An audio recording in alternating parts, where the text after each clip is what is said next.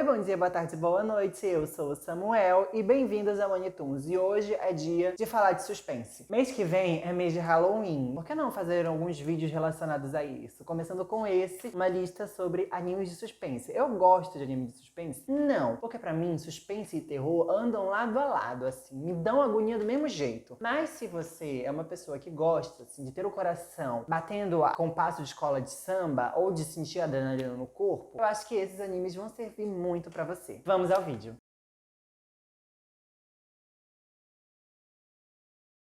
E para abrir essa lista, vamos à obra-prima The Promised Neverland. Este anime se ambienta em um orfanato, em que, apesar das crianças viverem muito felizes e terem uma matriarca muito gentil, tem regras muito peculiares. A começar que todas as crianças têm um número de série tatuado no pescoço. Você fica assim, ok, tudo bem, que estranho. E também, toda vez que uma criança é adotada, a partir do dia que ela é adotada, essa criança nunca mais é vista. Nunca mais se tem notícias, param de mandar cartas do nada.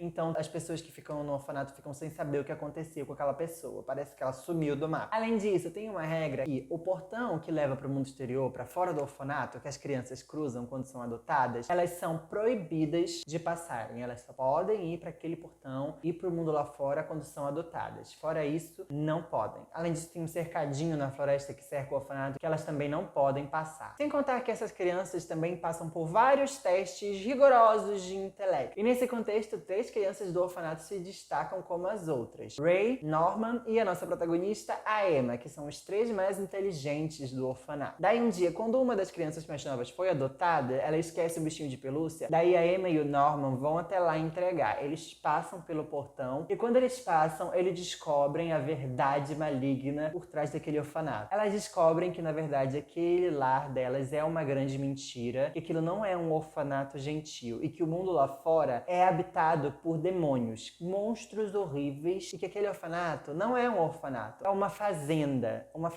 de carne. Eu acho que vocês já entenderam, né, com essas 2 informações, o que acontece com as crianças que são adotadas. Essa informação não é spoiler, isso tudo acontece no primeiro episódio e faz parte do enredo da série. Tá bom que, apesar de que eu vi The Promised Neverland meio desavisado, então quando eu descobri foi muito mais impactante. Só que eu acho que também é importante eu falar, assim, pra vocês entenderem a gravidade da situação. Depois de terem descoberto a verdade sombria, a Emma e o Norman começam a planejar um plano de fuga, que eles querem levar todas as crianças e fugir daquele orfanato, mesmo sem saber o que tem do lado de fora, como é o mundo no exterior, mas eles querem sobreviver. Gente, o tanto que esse anime me deu agonia não tá escrito, porque é um mistério muito grande. Tem cenas de tensão muito bem construídas dentro do ambiente daquele orfanato, enquanto o plano de fuga é arquitetado. Inclusive, aquelas crianças, pense nos bichos inteligentes. Eles têm 12 anos de idade. Eu, com 12 anos, não fazia metade do que aquele povo faz. Tipo, mano, é muito impressionante. Cada nova descoberta que eles fazem sobre o lugar em que eles vivem, quando eles têm noção do que tá acontecendo, é muito surreal.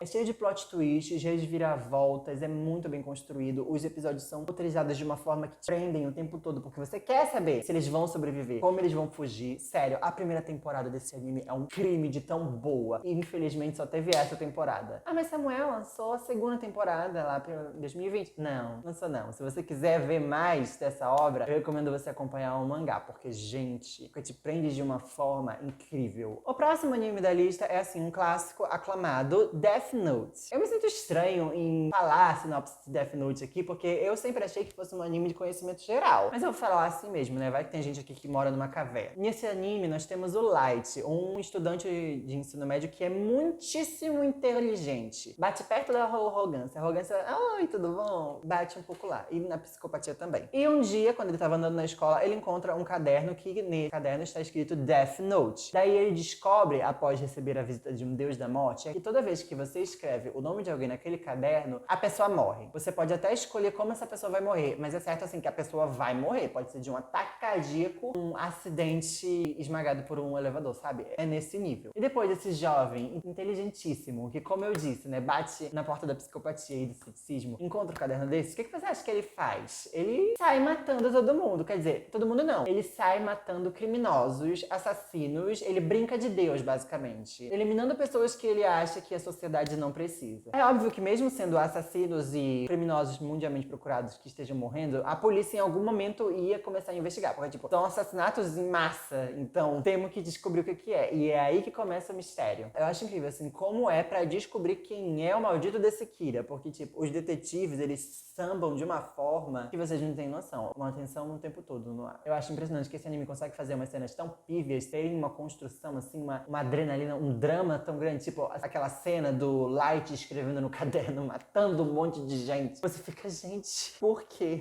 O que rolou aqui? É impressionante, dá muita agonia. E assim, você vai receber sua dose diária de adrenalina vendo esse anime. Agora vamos ao próximo anime, Dead Paradise. Não se engane com a abertura contagiante e fofinha desse anime, tá? A história por trás é bem sombria. Já começar que no universo desse anime não existe nem céu nem inferno. Quando as pessoas morrem, elas são mandadas para um bar, onde elas encontram um barman Aide, que é uma pessoa que vai desafiá-las para uma série de jogos, assim, aleatórios. E com o passar dos jogos, a real personalidade dessas pessoas que estão mortas vai se revelando. E aí, no final da jogatina, depois de tudo, o Andy é a pessoa que decide se essas pessoas vão reencarnar ou vão pro inferno. Basicamente, funciona como um purgatório. Gente, assim, esse homem, o Andy, deve ser um bando de um fofoqueiro, porque, assim, é cada história. Boa parte da construção, da tensão desse anime é em relação aos jogos. Eu acho que eles são meio, assim, jogos de cassino. E, como eu disse, as personalidades reais das pessoas vão se revelando. Então, você vai descobrindo os podres, que, assim, é ótimo pra fofoqueiro. Esse anime não está nessa posição, não veio depois de Death Note por uma casa. Eu vou contar em tons de fofoca que tem uma cena crossover com Death Note. Um personagem de Death Note aparece lá. Quando eu vi aquela cena, eu fiquei, que bonito, que legal. Essa aí vai ser uma jogatina interessante. E agora vamos para mais um clássico da teledramaturgia, Páprica. Nesse anime nós temos os cientistas Atsuko Shiba e Kosako Otika. Esses são os nomes dos protagonistas desse filme. Esses dois trabalharam anos em um projeto conhecido como DC-Mini. O que é esse projeto? É basicamente uma interface que torna sonhos reais. Tipo, ela quebra as barreiras do sonho e da realidade. As pessoas poderem ter experiências vívidas de sonhar. Só que assim, esse projeto começa a dar errado a partir do momento em que ele começa a ser hackeado, aí as pessoas saem invadindo os sonhos alheios, aí dá mó BO que esses dois eles precisam resolver e assim, é um bagulho muito louco. Tem umas cenas assim que pô,